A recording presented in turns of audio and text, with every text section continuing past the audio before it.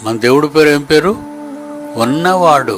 ఆయన లేనివాడు కాదు, ఆయన కనబడనివాడు కాదు. మనలో ఉన్నవాడు, మనతో ఉన్నవాడు, మనం మరణిస్తే తోడుగా ఉండి నిత్య జీవానికి తీసుకుని వెళ్ళేవాడు. ఆయన మనతో లేని కాలంలో తన కుమారుడైన యేసుక్రీస్తుని మనకు తోడుగా ఉంచినవాడు. యేసుక్రీస్తు వెళ్ళిపోయిన తర్వాత పరిశుద్ధాత్మ దేవుణ్ణి కూడా మన కొరకు పంపి భూమి మీద మన మంచి చెడ్డలు చూసేవానిగా మన కన్న తండ్రి, మన దేవుడు, మన ఉన్నవాడు. ఆ ఉన్నవాని కోసం, ఉన్నవాని కడుపున పుట్టిన మీరు, మనం ఆయన గర్భాన్ని పుట్టామండి. మనం ఎవరికో పుట్టిన వాళ్ళం కాదు, అడ్రస్ లేని వాళ్ళం కాదు. మనం మా నాన్న పలానా, మా తండ్రి, మా తాత పలానా అని చెప్పుకోకండి. అవి ఇచ్చే చెత్త మాటలు అవి. వాళ్ళు ఎంతో కాలం ఉండరు మనతో. మా తండ్రి 1984లో చనిపోయాడు. 45 సంవత్సరాలు గడిచింది నాకు తండ్రి లేకుండా.